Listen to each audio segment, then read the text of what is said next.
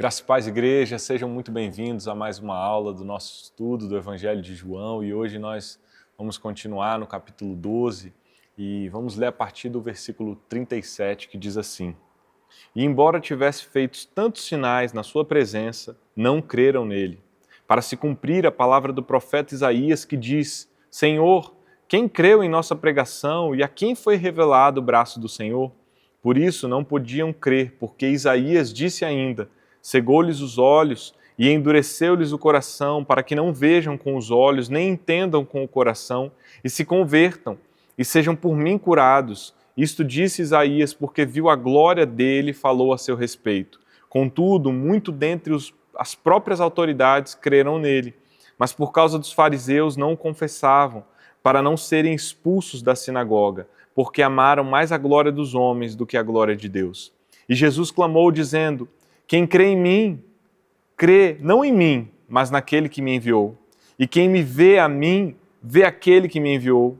Eu vim como luz para o mundo, a fim de que todo aquele que crê em mim não permaneça nas trevas. Se alguém ouvir as minhas palavras e não as guardar, eu não o julgo, porque eu não vim para julgar o mundo, e sim para salvá-lo. Quem me rejeita e não recebe as minhas palavras, tem quem o julgue, a própria palavra que tenho proferido, e essa o julgará no último dia, porque eu não tenho falado por mim mesmo, mas o Pai que me enviou, esse me tem prescrito o que dizer e o que anunciar.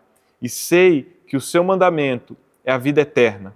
As coisas, pois, que eu falo, como o Pai me tem dito, assim falo. Até aqui, quero orar contigo. Senhor Deus e Pai, muito obrigado por termos esse recurso que nos dá acesso, meu Deus, a conhecer um pouco mais a Tua palavra, Deus. Muito obrigado porque essa palavra inerrante, infalível, inspirada, ela, meu Deus, nos lava, nos limpa e que hoje nós possamos aprender um pouco mais do Senhor, que cada vida que tiver acesso a esse conteúdo seja ricamente agraciada, favorecida pelo Senhor e que nós sejamos transformados, meu Deus, pela Tua palavra, porque ela nos limpa e nos traz vida e vida em abundância. Nós te adoramos e te bendizemos. Em nome de Jesus. Amém. Queridos, hoje nós vamos falar sobre aquilo que realmente importa, ou aquilo que realmente tem valor. E nós precisamos aprender isso na nossa vida comum, a valorizar o que realmente deve ser valorizado. E um pequeno exemplo de como isso é precioso está numa dessas historinhas que é contada por aí para trazer uma lição. E talvez você já tenha escutado sobre um filho pequeno, uma criança que queria muito a atenção do seu pai. E ele pedia para o pai para dar atenção e o pai, muito atarefado no seu serviço, não dava atenção para o filho e nunca dava um tempo para se divertir ou estar com seu filho. E esse filho, carente dessa atenção do pai, um dia chega e fala assim: pai, quanto custa uma hora do seu tempo? E o pai diz um valor X. E aí, passado alguns meses, esse garoto, essa criança, quebra o seu cofrinho e junta ali o valor que ele tinha guardado, chega no pai e diz: pai, eu quero comprar uma hora do seu tempo.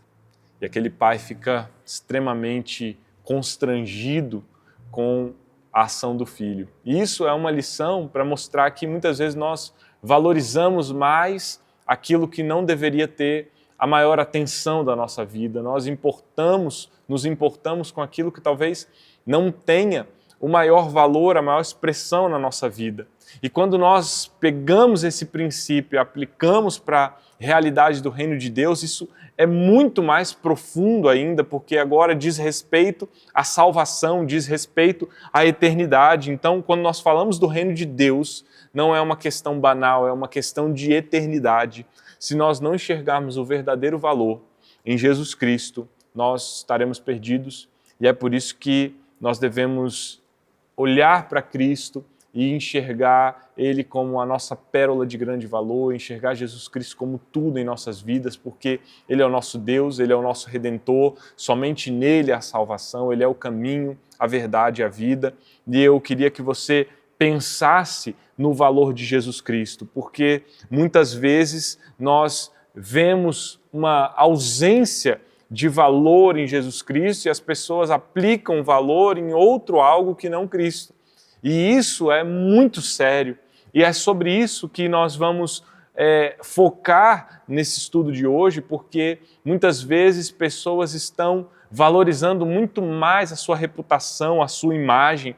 Talvez você é alguém que está numa roda de conversa, ou já passou por alguma roda de conversa entre amigos ou no seu ambiente de trabalho, e ali pessoas estavam escarnecendo a fé, falando contra Cristo, falando contra a fé, e você preferiu ficar calado, você preferiu não manifestar que você é alguém que crê em Cristo, porque talvez se manifestar ou combater aquilo que estavam dizendo seria um motivo de você ter a sua imagem arranhada ou a sua reputação não tão elevada, e você preferiu conservar a sua reputação, a sua imagem, porque você valorizou mais isso do que o próprio Cristo.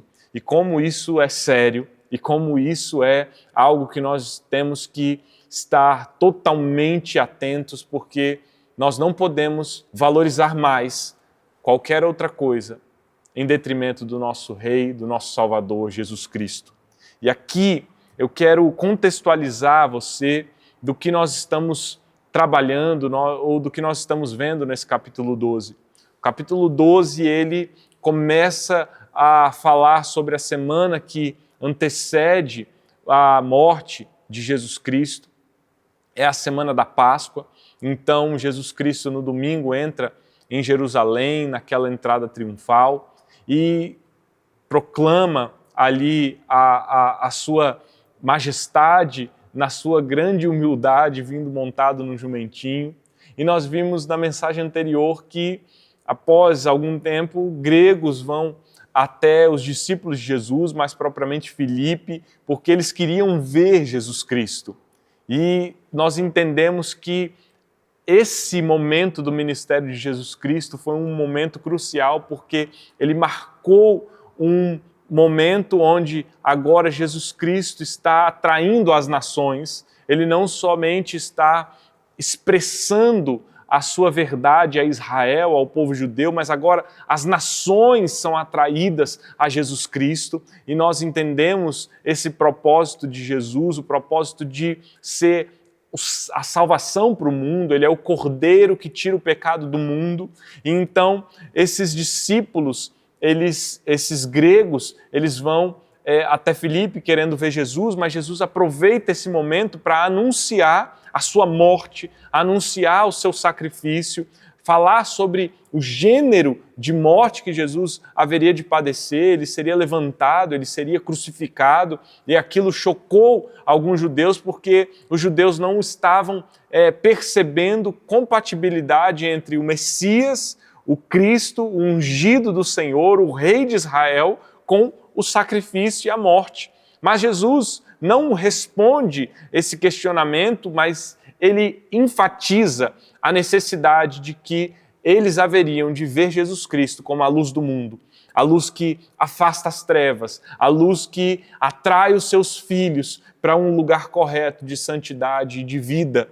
E quando Jesus proclama essas palavras, agora, a partir do versículo 37, nós temos um resumo, um epílogo de João, falando sobre esse desfecho do ministério de Jesus. Por que desfecho? Porque a partir do capítulo 13, nós vamos ver que Jesus, ele não mais vai aparecer em um ministério público.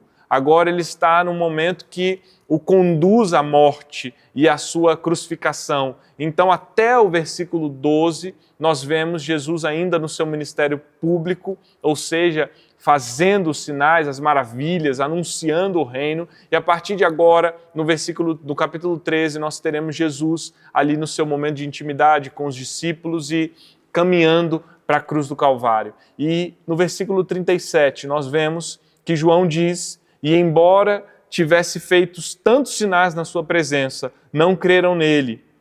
E Jesus, queridos, ele vem para esse ministério público dele para anunciar o reino, falar sobre as maravilhas do reino. Ele fez sinais, maravilhas, milagres, curou. E João enfatiza que não creram. No versículo 38, ele expressa o que foi dito por Isaías no capítulo 53, que diz: quem creu em nossa pregação e a quem foi revelado o braço do Senhor. E ele afirma que essa ausência de fé, essa incredulidade, também cumpre o que o próprio Isaías também disse sobre uma cegueira dos olhos e um endurecimento do coração. Mas o que nós precisamos entender aqui? Nós precisamos entender aqui que algo sobre o ministério de Jesus já foi enfatizado desde o início do Evangelho, que muitos não creriam, que haveria incredulidade. No capítulo 1, João diz: veio para o que era seu, e os seus não receberam, ou seja, não creram, não se apropriaram por fé em Jesus Cristo. E essa incredulidade, ela havia sido profetizada, ou seja, ela resulta num cumprimento profético que Isaías já havia anunciado. Isaías, no capítulo 53, ele diz: quem creu em nossa pregação e a quem foi revelado o braço do Senhor. Sabe o que é interessante? É interessante que no capítulo 52 de Isaías, no final dele, nós vemos que o profeta ele está dizendo que essa demonstração do servo sofredor de Deus, ela chocou aqueles que eram de Israel, causou espanto naqueles que eram de Israel, um espanto que promoveu uma rejeição. E que pregação é essa? É a pregação que Jesus anunciou, é a mensagem do Evangelho. E o que é o braço do Senhor? Ele revela os sinais, os milagres, as maravilhas do Senhor. Então, aqui há um paralelo entre Israel se escandalizando com o servo sofredor, enquanto as nações estão admiradas por esse servo sofredor. E parece muito com o que nós estamos vendo nesse contexto. Os gregos vão até Jesus, eles são atraídos por Jesus, e nós vemos que João reforça que ali em Israel havia uma grande incredulidade a respeito da messianidade de Jesus Cristo. E isso é muito forte, porque nós entendemos que Jesus veio a esse mundo e que havia uma incredulidade muito profunda, que foi profetizada, uma cegueira dos olhos, um endurecimento do coração. Mas, apesar de Isaías ser um profeta que foi comissionado por Deus para exercer o seu chamado profético, ele foi alguém que sabia também que haveria uma grande rejeição da sua atividade profética. E parece que essa profecia, ela encontra uma plenitude em Jesus Cristo, porque Jesus Cristo ele vem para uma missão, ele vem para anunciar o reino, ele vem para trazer essa salvação, mas Jesus Cristo também enfrenta essa resistência, essa rejeição e essa incredulidade, ela aflige ali o povo de Israel, mas nós temos uma esperança, a esperança em Jesus Cristo de que esse estágio de incredulidade, esse estágio onde parece que o ministério foi infrutífero e não gerou um resultado, talvez como nós esperarmos, ele tem um desígnio eterno de cura e de redenção do povo, como o profeta diz: e se convertam e sejam por mim curados. E é exatamente o que nós enxergamos em Jesus Cristo.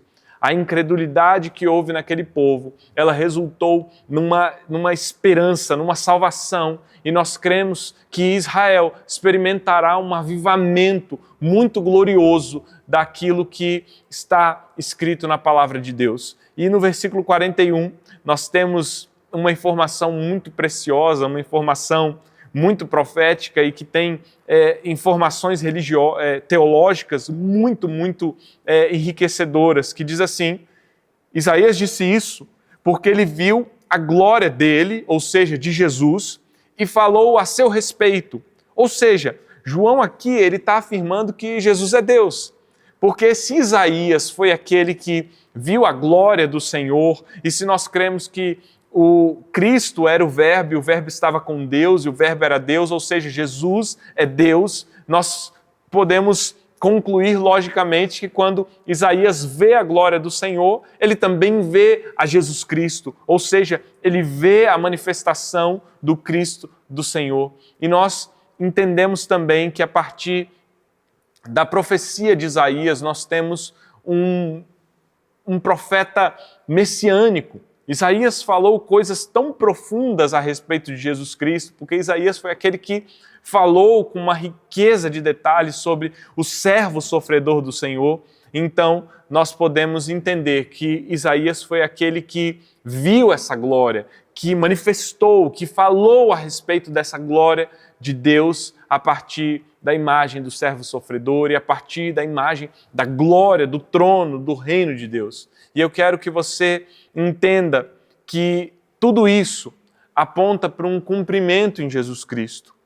Porque o cumprimento em Jesus Cristo é para trazer salvação, é para trazer vida. Mas se nós não valorizarmos a obra de Jesus Cristo, nós vamos ser como essas autoridades judaicas que estão relatadas aqui nos versículos 42 e 43, que diz assim: contudo, muitos dentre as próprias autoridades creram nele, mas por causa dos fariseus não confessavam, para não serem expulsos da sinagoga, porque amaram mais a glória dos homens do que a glória de Deus. Queridos, isso é muito, muito profundo e muito triste, porque o que João está dizendo é que as autoridades judaicas, ou seja, aqueles que eram versados na lei de Deus, aqueles que eram instruídos, aqueles que faziam parte da elite da religião judaica, eles olhavam para Jesus Cristo, eles olhavam para o seu ministério, eles ouviam os testemunhos e eles criam em Jesus Cristo.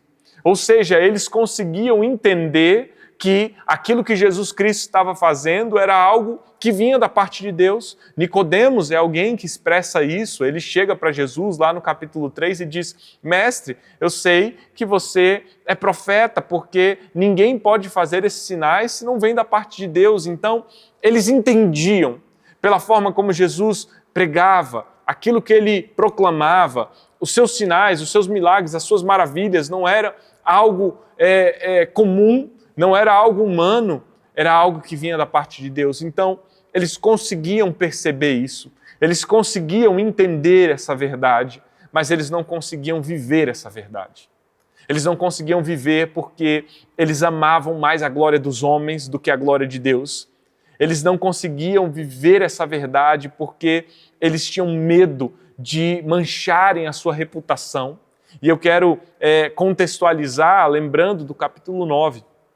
No capítulo 9 de João, nós vimos que o cego de nascença ele foi curado, e depois que ele é curado e esse milagre ele começa a ser divulgado ali em Israel, as autoridades elas vão até esse cego e a sua família para interrogarem eles, para saberem se era verdade mesmo, se era Jesus Cristo que havia curado. Então, naquele interrogatório, aquele homem, ele afirma que foi Jesus, ele afirma que crê em Jesus Cristo, e isso leva ele a uma pena, a pena de ser expulso da sinagoga. E se você se recorda desse capítulo 9, nós vimos que a vida social de um judeu, ela girava em torno da religião judaica. Ela girava em torno da sinagoga. Os seus amigos estavam na sinagoga, os seus relacionamentos eram da sinagoga, a sua vida ela estava em torno dessa estrutura religiosa judaica. Então, quando alguém era expulso disso, essa pessoa ela perdia em relacionamento, ela perdia em negócios, ela perdia um status e ela perdia um afeto, um relacionamento, uma comunhão muito profunda. Então era algo muito sério, mas essas autoridades não estavam dispostas a sacrificar a sua imagem, a sua reputação, o seu convívio social. E então João afirma, eles amaram mais a glória dos homens do que a glória de Deus. E eu te pergunto, o que você tem amado mais? A glória dos homens ou a glória de Deus? Você tem se importado mais com a sua reputação? Você tem se importado mais com o que os outros pensam a seu respeito? Você tem se importado mais com o seu networking, com as pessoas que estão ao seu redor, com as suas oportunidades? Ou você tem se importado mais com Deus? Você tem desistido de receber e se apropriar da fé em Cristo para ter alguma vantagem nesse mundo? Hoje você precisa perguntar a você mesmo o que tem mais valor e o que importa mais na sua vida.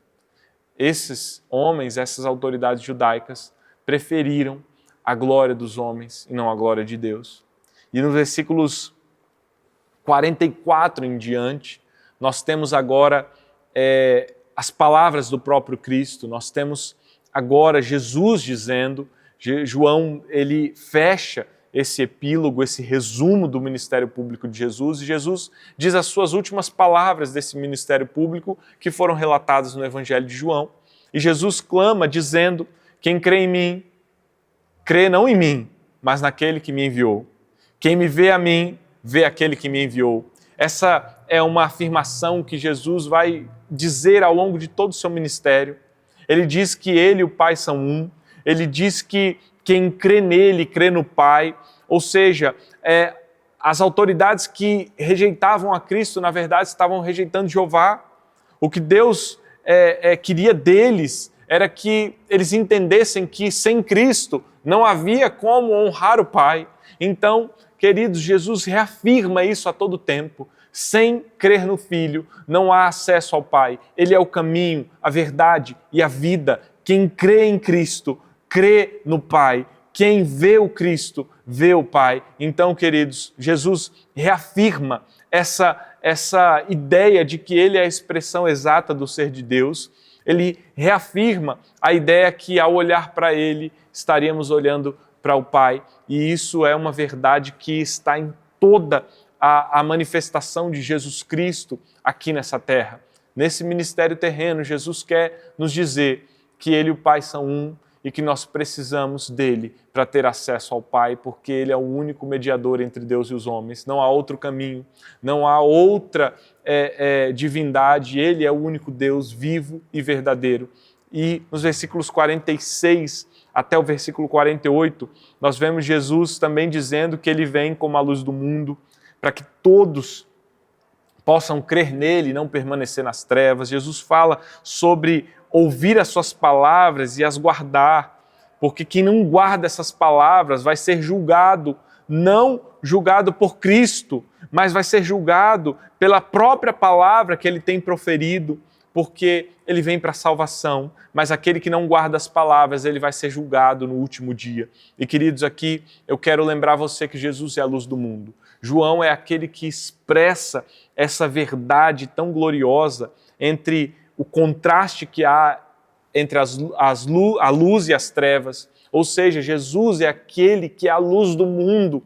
Ele vem para transformar, ele vem para dissipar as trevas, ele vem para dissipar o mal, ele vem para trazer clareza, ele vem para trazer liberdade, ele vem para trazer vida, ele vem para arrancar a cegueira, ele vem para dar direção. Então, queridos, Jesus dizer ser a luz do mundo deve nos fazer amar o Senhor e correr para Ele, receber Ele em nossas vidas, para que as trevas sejam dissipadas da nossa vida. E quando Ele diz que quem não crê nele permanece nas trevas, não há como nós nos libertarmos das trevas se não for em Jesus Cristo. As pessoas tentam outras formas, outras maneiras, tentam recursos próprios, as pessoas tentam se salvar a partir daquilo que elas fazem, mas eu vou dizer para você, só tem como vencer as trevas através de Jesus Cristo, porque é Ele que é a luz do mundo. Então Jesus Cristo fala, se alguém ouvir as minhas palavras e não as guardar, eu não o julgo, porque eu não vim para julgar o mundo, e sim para salvá-lo. Querido, Jesus, Ele vem anunciando uma salvação, Ele vem falando sobre o reino, Ele vem falar sobre transformação, Ele vem falar sobre vida, vida em abundância. E quando as pessoas rejeitam a verdade de Cristo, não é Cristo que está julgando, porque Ele já disse que Ele não veio para julgar o mundo. Nessa primeira vinda, Ele vem para apresentar a salvação. Numa segunda vinda, Jesus vem para um julgamento, Jesus vem para como um juiz para anunciar um fim, um julgamento e uma justiça, mas nessa primeira vinda Ele vem não para julgar, mas para salvar. Queridos, então, se nós não dermos ouvidos àquilo que Jesus Cristo está dizendo, ou se nós não nos agarrarmos, recebermos essa palavra, nós estaremos sendo julgados, mas não por Cristo, pela própria palavra que Ele anunciou. Ou seja, Jesus Cristo já deixa um decreto de que aquele que não receber a sua palavra, no dia em que Ele voltar, no último dia, ou seja, no dia onde houver um julgamento, na segunda vinda do nosso Cristo, haverá sim uma sentença para aqueles que não abraçaram a verdade de Jesus Cristo, porque Ele é o caminho, a verdade e a vida, e quem não receber essa palavra vai ser julgado pela própria palavra de Jesus Cristo. E queridos, nos versículos 49 e 50, Jesus diz que Ele não tem falado por si mesmo, mas o Pai que tem prescrito o que Ele deve dizer e anunciar. E Ele diz, eu sei que o meu mandamento é a vida eterna. As coisas, pois, que eu falo, como o Pai me tem dito, assim falo. E essa é mais uma vez a expressão de que o Pai e o Filho são um, que Jesus, ele reverbera a voz do Pai, Ele vem a esse mundo para anunciar aquilo que o Pai ordena, e Ele vem a esse mundo para anunciar um mandamento de vida eterna ordenado pelo Pai, e o Pai tem enviado vida. Deus amou o mundo de tal maneira que enviou o seu Filho unigênito para que todo que nele crê não pereça, mas tenha vida eterna. Deus nos ama, queridos, e nós precisamos olhar essa verdade, a verdade do amor de Deus, a verdade do sacrifício de Jesus, a verdade dessa entrega do próprio Deus encarnado, revestido de forma humana, que foi obediente até a morte de cruz, desse Deus que fez um caminho vivo e novo para nós, desse Deus que abriu mão da sua glória, desse Deus que se esvaziou, esse Deus que não veio ao mundo para julgar, mas para salvar, esse Deus que se entregou. E esse Deus que nos chama a abraçarmos a sua verdade. E Ele é o Verbo vivo que desceu do céu. Ele é o pão da vida. Esse Cristo nós temos que reconhecer e valorizar. Esse Cristo tem que ser tudo em nós. Esse Cristo precisa habitar no seu coração e ocupar um trono. Porque se alguma coisa for mais valiosa do que Jesus Cristo na sua vida, você correrá um grande risco de ser como uma autoridade judaica que ama mais a glória dos homens do que a glória de Deus. E eu quero orar contigo nesse momento. Senhor Deus e Pai, muito obrigado por essa palavra, meu Deus, que nos limpa, que nos dá direção e que nesse dia, todo aquele que tiver acesso a essa mensagem, meu Deus, possa olhar para o seu coração, possa conversar com a sua alma para retirar toda e qualquer posição de valor que esteja acima de Ti. Meu Deus, que a nossa imagem, que a nossa reputação, que nada nesse mundo seja mais precioso e mais valioso do que o Senhor, porque nós queremos valorizar o que realmente importa. E o que realmente importa, meu Deus, é o Senhor. E nós Te adoramos e Te bendizemos, em nome de Jesus. Amém. Que Deus abençoe a sua vida.